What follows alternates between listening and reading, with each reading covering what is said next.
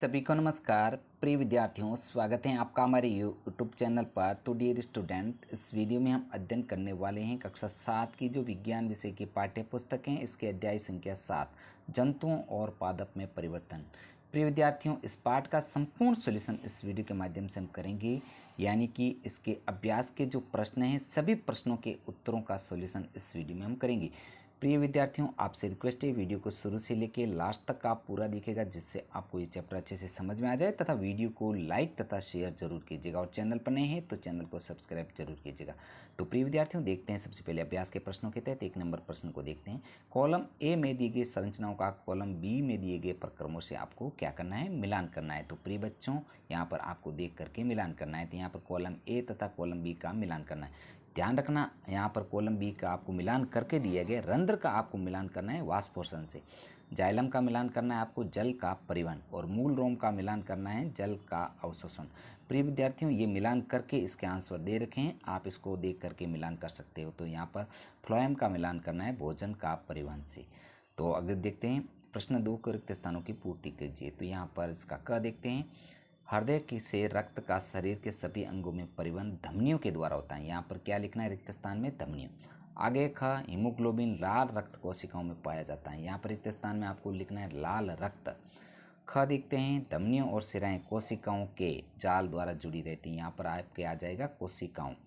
घ देखते हैं, हृदय का लयबद्ध विस्तार और संकुचन हृदय स्पंदन कहलाता है। यहाँ पर आपको हृदय स्पंदन लिखना है। और च देखते हैं, मानव शरीर के प्रमुख उत्सर्जित उत्पाद यूरिया हैं, आपको यूरिया लिखना है।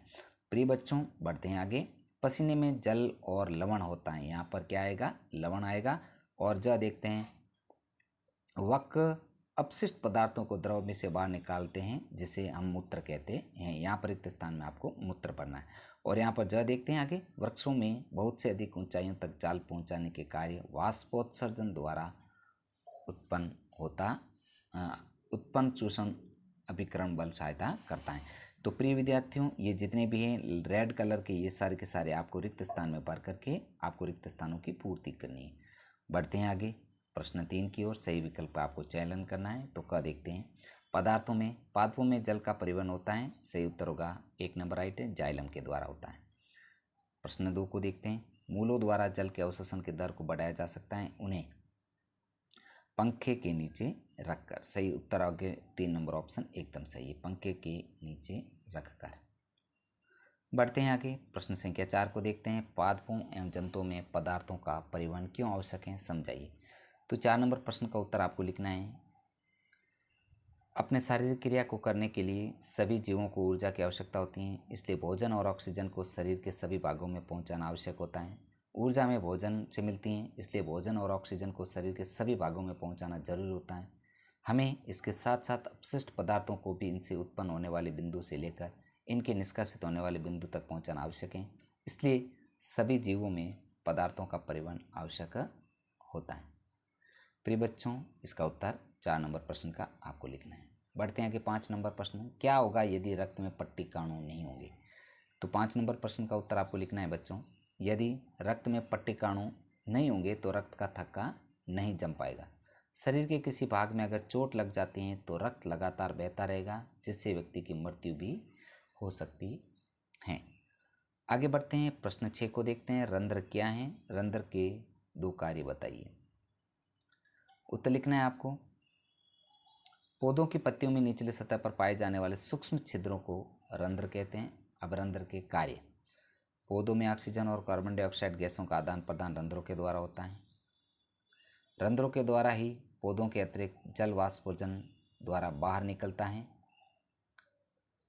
अब आगे प्रश्न संख्या 7 को देखते हैं, क्या वाष्पोजन पादपों में कोई उपयोगी कार्य करता है। तो 7 नंबर प्रश्न का उत्तर आपको लिखना है, इसके जल का खिंचाव होता है। यह मिट्टी के विशाल वृक्षों में बहुत अधिक ऊंचाई तक जल एवं खनिज लवणों के परिवहन के लिए आवश्यक होता है। वाष्पोजन पादप को ठंडा रखने में भी सहायक होता है। आगे बढ़ते हैं प्रिय बच्चों, प्रश्न 8 को देखते हैं, रक्त के घटकों के नाम लिखिए। तो प्रिय बच्चों, 8 नंबर प्रश्न का उत्तर है, रक्त के प्रमुख घटक कौन कौन से हैं, प्लाज्मा है, लाल रक्त कोशिकाएं, श्वेत रक्त कोशिकाएं और पट्टिकाणु। प्रश्न 9 देखते हैं। प्रिय बच्चों, इससे पहले आपसे रिक्वेस्ट है वीडियो को लाइक तथा शेयर जरूर कीजिएगा। देखते हैं 9 नंबर प्रश्न है जो शरीर के सभी अंगों को रक्त की आवश्यकता क्यों होती है। तो उत्तर आपको लिखना है क्योंकि इसके द्वारा ऑक्सीजन और कार्बन डाइऑक्साइड का परिवहन होता है। यह पोषक तत्वों, एंजाइमों और हार्मोनों का परिवहन करता है। यह अपशिष्ट पदार्थों का स्थानांतरण करता है। यह शरीर के ताप को संतुलन बनाए रखता है। देखते हैं प्रश्न 10 को, लाल रक्त लाल रंग का क्यों दिखाई देता है। तो प्रश्न संख्या 10 का आंसर है रक्त में लाल वर्णक हीमोग्लोबिन होने के कारण यह लाल रंग का दिखाई देता है। प्रश्न संख्या 11 को देखते हैं, हृदय के कार्य बताइए। तो प्रश्न संख्या 11 का उत्तर देखते हैं, हृदय जो है शरीर के सभी भागों में रक्त का संचार करता है। यह शरीर के विभिन्न भागों में से कार्बन डाइऑक्साइड समृद्ध रक्त को एकत्रित करता है। यह कार्बन डाइऑक्साइड समृद्ध रक्त को ऑक्सीजन युक्त करने के लिए फेफड़ों में भेजता है। ऑक्सीजन, पोषक तत्वों, हार्मोनों का स्थानांतरण भी हृदय द्वारा रक्त संचार के कारण होता है। प्रिय बच्चों, आगे देखते हैं प्रश्न 12 है जो शरीर द्वारा अपशिष्ट पदार्थों को उत्सर्जित करना क्यों आवश्यक है। तो 12 नंबर प्रश्न का उत्तर देख लेते हैं, शरीर में विभिन्न शारीरिक क्रियाएं होती हैं। इन क्रिया के फलस्वरूप से विभिन्न अपशिष्ट पदार्थ बनते हैं। ये अपशिष्ट पदार्थ जहरीले होते हैं और शरीर को हानि पहुंचा सकते हैं, इसलिए इन अपशिष्ट पदार्थों को शरीर के बाहर निकालना आवश्यक होता है।